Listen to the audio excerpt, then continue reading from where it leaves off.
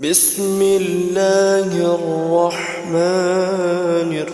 الرحيم. الحمد لله الذي أنزل على عبده الكتاب ولم يجعل له عوجا قيما لينذر بأسا شديدا من لدنه ويبشر المؤمنين الذين يعملون الصالحات أن لهم أجرا حسنا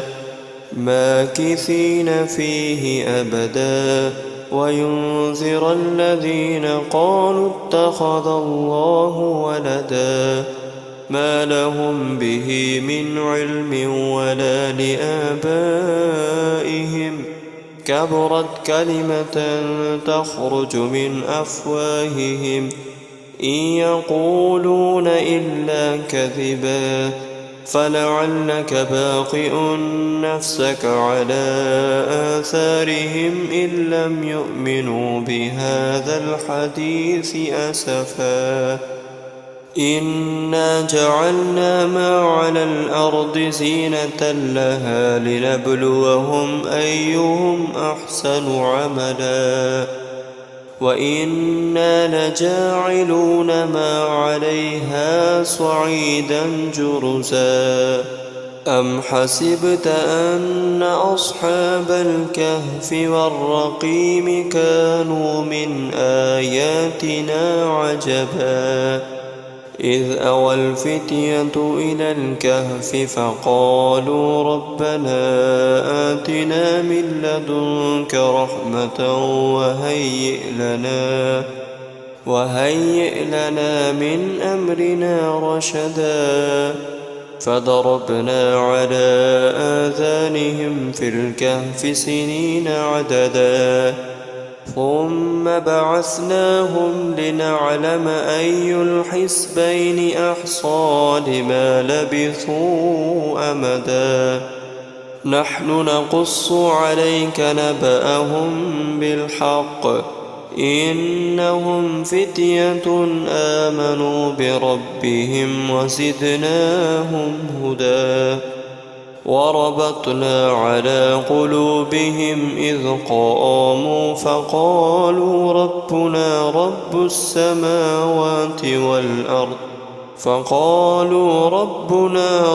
السماوات والأرض لن ندعو من دونه إلها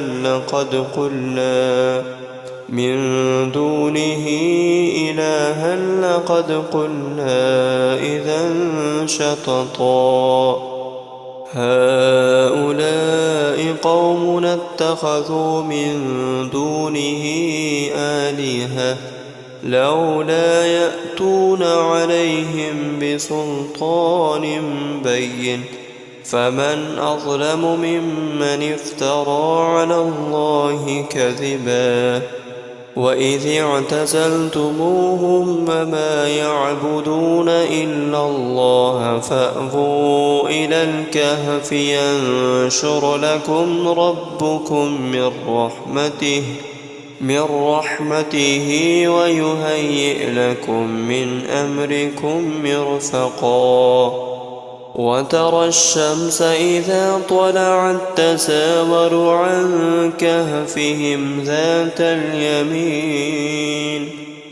عن كهفهم ذات اليمين وإذا غربت تقرضهم ذات الشمال وهم في فجوة منه ذلك من آيات الله من يهد الله فهو المهتد ومن يضلل فلن تجد له وليا مرشدا وتحسبهم أيقاظا وهم رقود ونقلبهم ذات اليمين وذات الشمال وكلبهم باسط ذراعيه بالوصيد لو اطلعت عليهم لوليت منهم فرارا ولملئت منهم رعبا وكذلك بعثناهم ليتساءلوا بينهم قال قائل منهم كم لبثتم قالوا لبثنا يوما أو بعد يوم قالوا ربكم أعلم بما لبثتم فابعثوا أحدكم بورقكم هذه إلى المدينة فلينظر أيها أزكى طعاما فليأتكم برزق منه وليتلطف ولا يشعرن بكم أحدا إنهم إن يظهروا عليكم يرجموكم أو يعيدوكم في ملتهم ولن تفلحوا إذا أبدا وكذلك أعثرنا عليهم ليعلموا أن وعد الله حق وأن الساعة لا ريب فيها وكذلك أعثرنا عليهم ليعلموا أن وعد الله حق وأن الساعة لا ريب فيها إذ يتنازعون بينهم أمرهم فقالوا بنوا عليهم بنيانا ربهم أعلم بهم قال الذين غلبوا على أمرهم لنتخذن عليهم مسجدا سيقولون ثلاثة رابعهم كلبهم ويقولون خمسة سادسهم كلبهم رجما بالغيب ويقولون سبعة وثامنهم كلبهم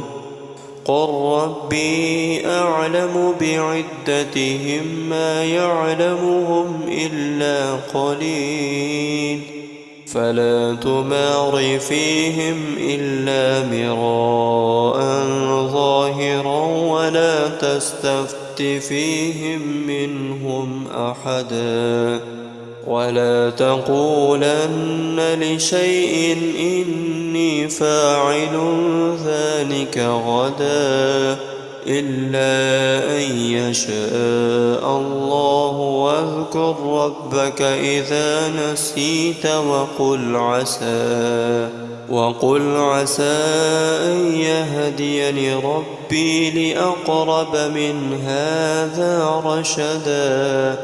ولبثوا في كهفهم 300 سنين وازدادوا 9 قل الله أعلم بما لبثوا له غيب السماوات والأرض أبصر به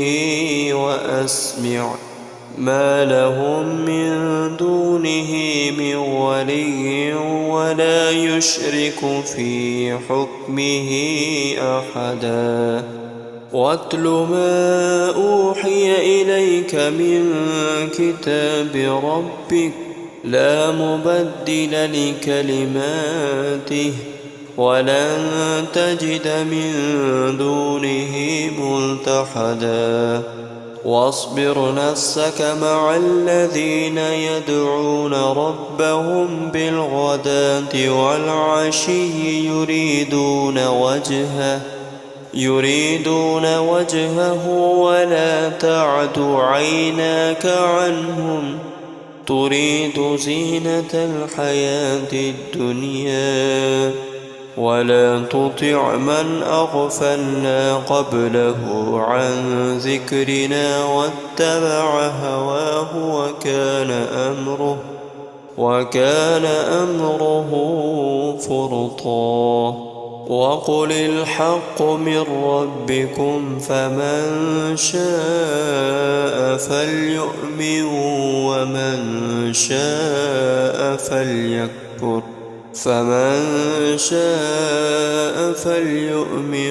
ومن شاء فليكفر إنا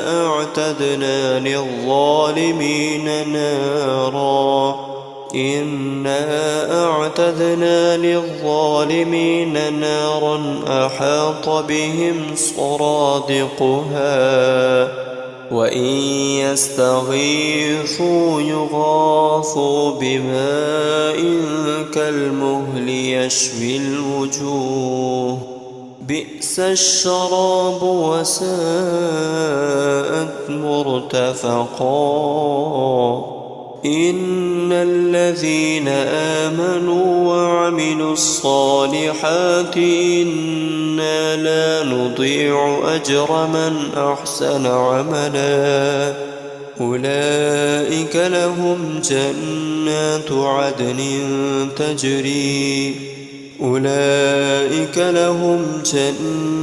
عدن تجري من تحتهم الأنهار يحلون فيها من أساور من ذهب ويلبسون ثيابا خضرا من سندس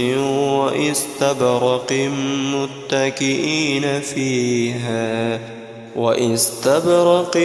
متكئين فيها على الأرائك نعم الثواب وحسنت مرتفقا. واضرب لهم مثلا الرجلين جعلنا لأحدهما جنتين من أعناب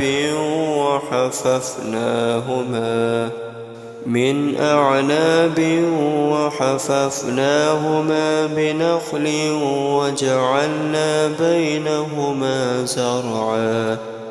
كلتا الجنتين آتت أكلها ولم تظلم منه شيئا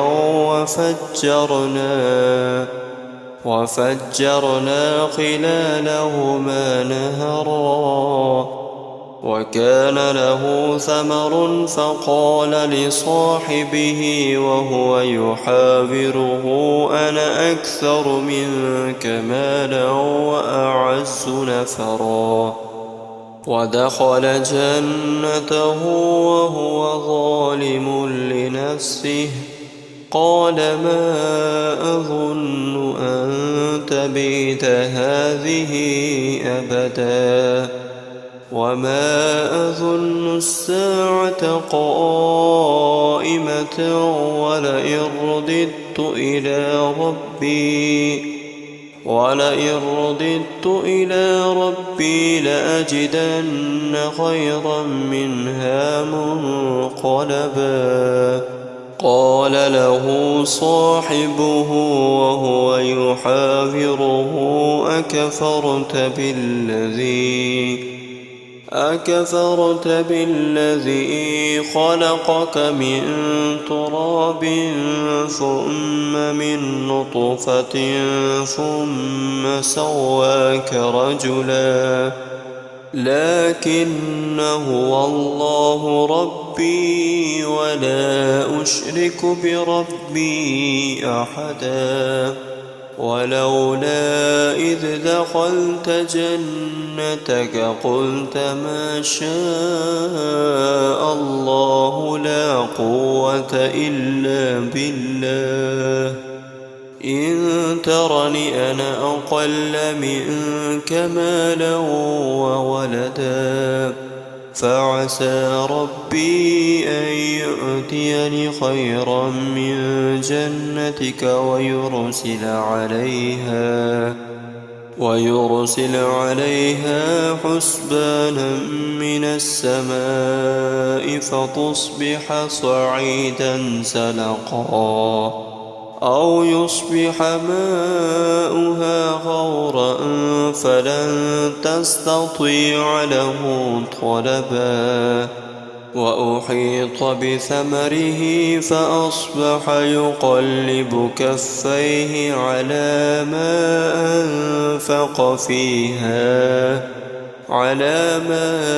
أنفق فيها وهي خاوية على عروشها ويقول يا ليتني لم أشرك بربي أحدا ولم تكن له فئة ينصرونه من دون الله وما كان منتصرا هنالك الولاية لله الحق هو خير ثوابا وخير عقبا واضرب لهم مثل الحياة الدنيا كماء أنزلناه من السماء فاختلط به نبات الأرض فأصبح هشيما تذروه الرياح وكان الله على كل شيء مقتدرا المال والبنون زينة الحياة الدنيا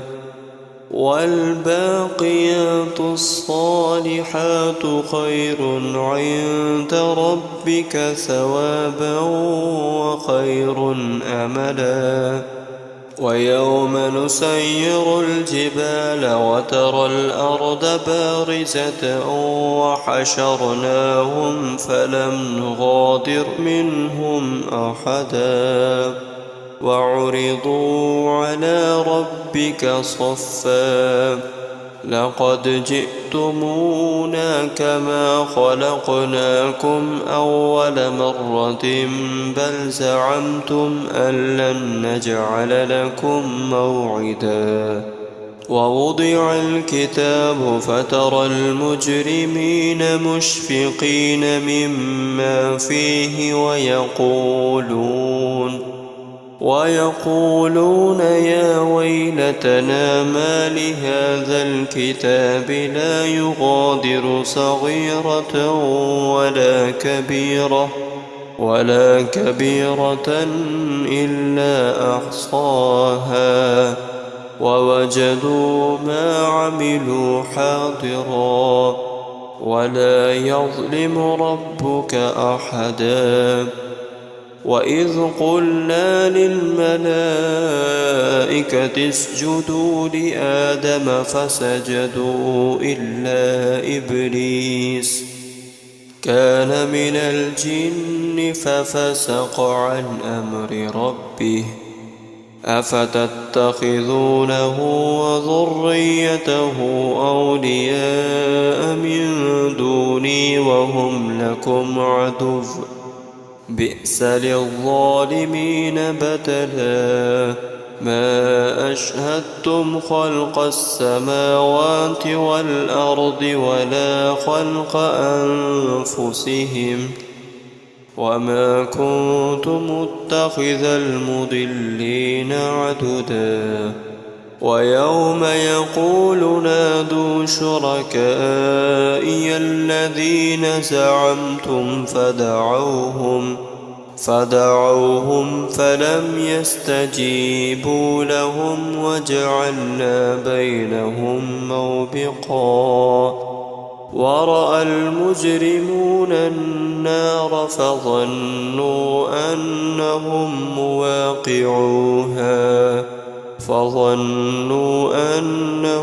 مواقعوها ولم يجدوا عنها مصرفا ولقد صرفنا في هذا القرآن للناس من كل مثل وكان الإنسان أكثر شيء جدلا وما منع الناس أن يؤمنوا إذ جاءهم الهدى ويستغفروا ربهم إلا أن تأتيهم سنة الأولين أو يأتيهم العذاب قبلا وما نرسل المرسلين إلا مبشرين ومنذرين ويجادل الذين كفروا بالباطل ليدحضوا به الحق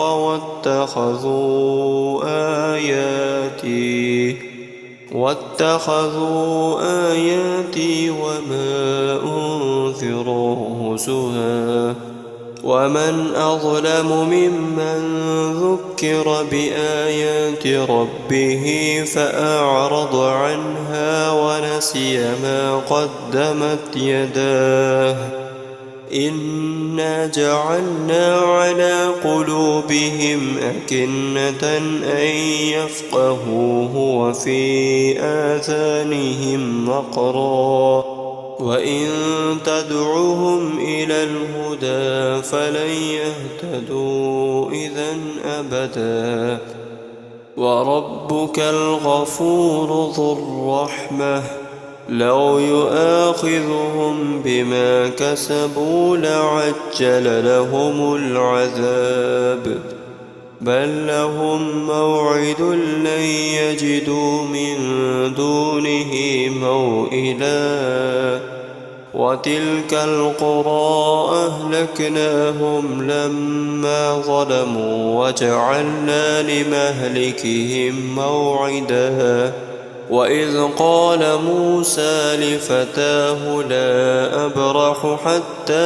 أبلغ مجمع البحرين أو أمضي حقبا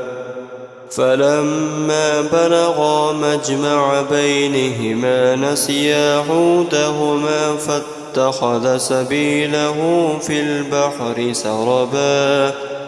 فلما جاوزا قال لفتاه آتنا غداءنا لقد لقينا من سفرنا هذا نصبا قال أرأيت إذ أوينا إلى الصخرة فإني نسيت الحوت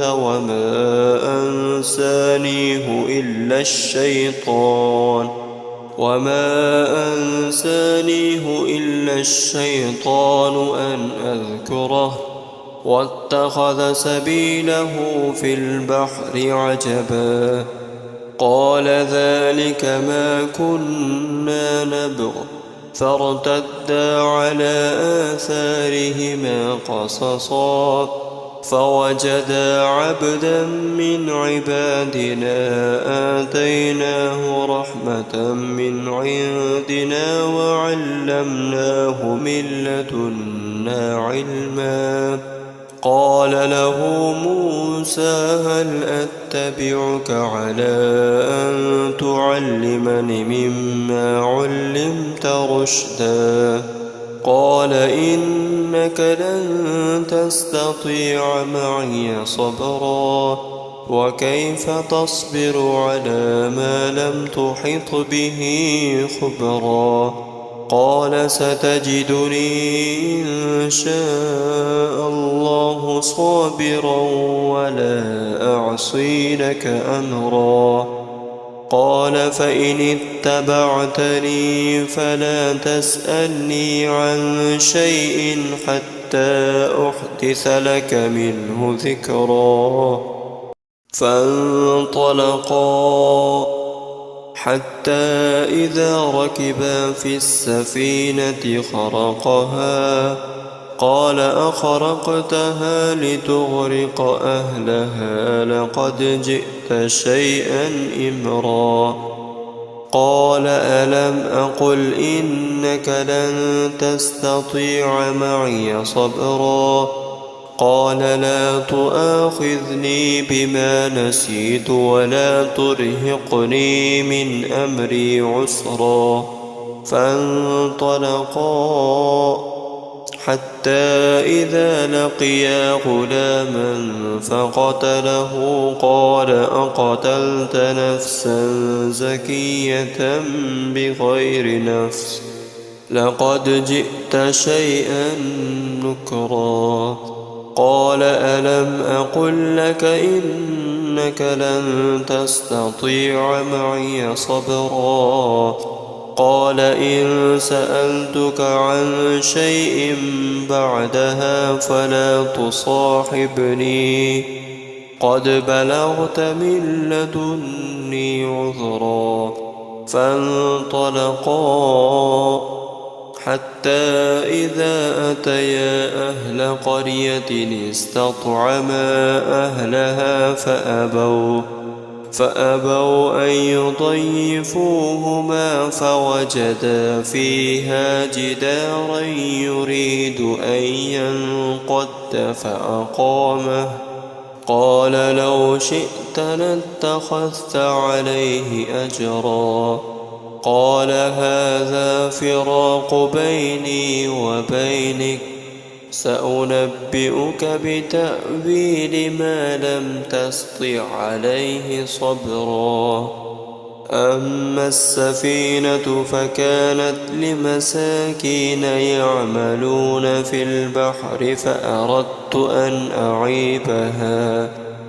فأردت أن أعيبها وكان وراءهم ملك يأخذ كل سفينة غصبا وأما الغلام فكان أبواه مؤمنين فخشينا أن يرهقهما طغيانا وكفرا فأردنا أن يبدلهما ربهما خيرا منه زكاة وأقرب رحما وأما الجدار فكان لغلامين يتيمين في المدينة وكان تحته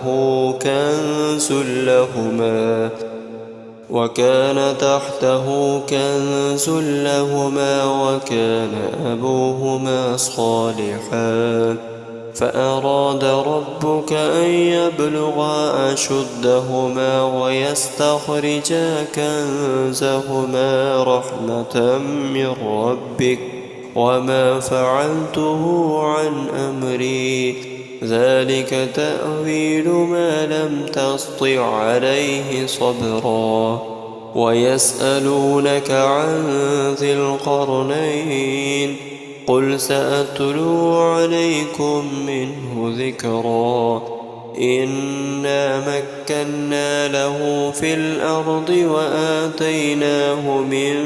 كل شيء سببا فأتبع سببا حتى إذا بلغ مغرب الشمس وجدها تغرب في عين حمية ووجد عندها قوما قلنا يا ذا القرنين إما أن تعذب وإما أن تتخذ فيهم حسنا قال أما من ظلم فسوف نعذبه ثم يرد إلى ربه فيعذبه عذابا نكرا وأما من آمن وعمل صالحا فله جزاء الحسنى وسنقول له من أمرنا يسرا ثم أتبع سببا حتى إذا بلغ مطلع الشمس وجدها تطلع على قوم لم نجعل لهم من دونها سترا كذلك وقد أحطنا بما لديه خبرا ثم أتبع سببا حتى إذا بلغ بين السدين وجد من دونهما قوما لا يكادون يفقهون قولا قالوا يا ذا القرنين إن يأجوج ومأجوج مفسدون في الأرض فهل نجعل لك خرجا على أن تجعل بيننا وبينهم سدا قال ما مكني فيه ربي خير فأعينوني بقوة أجعل بينكم وبينهم ردما آتوني زبر الحديد حتى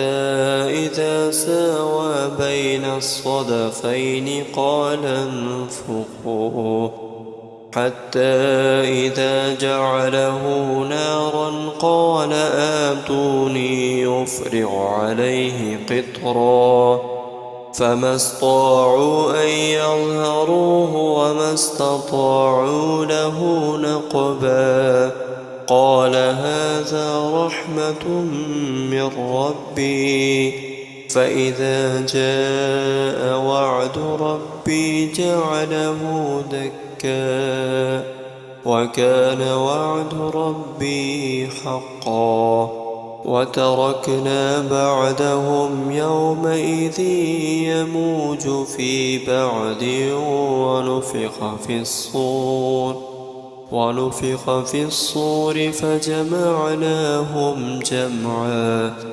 وعرضنا جهنم يومئذ للكافرين عرضا الذين كانت أعينهم في غطاء عن ذكري وكانوا لا يستطيعون سمعا أفحسب الذين كفروا أن يتخذوا عبادي من دوني أولياء إنا أعتدنا جهنم للكافرين نزلا قل هل ننبئكم بالأخسرين أعمالا الذين ضل سعيهم في الحياة الدنيا وهم يحسبون أنهم يحسنون صنعا أولئك الذين كفروا بآيات ربهم ولقائه فحبطت أعمالهم فلا نقيم لهم يوم القيامة وزنا ذلك جزاؤهم جهنم بما كفروا واتخذوا آياتي ورسلي هزوا إن الذين آمنوا وعملوا الصالحات كانت لهم جنات الفردوس نزلا خالدين فيها لا يبغون عنها حولا قل لو كان البحر مدادا لكلمات ربي لنفد البحر قبل أن تنفد كلمات ربي ولو جئنا بمثله مددا قل إنما أنا بشر مثلكم يوحى إلي أنما إلهكم إله واحد فمن كان يرجو لقاء ربه فليعمل عملا صالحا ولا يشرك بعبادة ربه أحدا.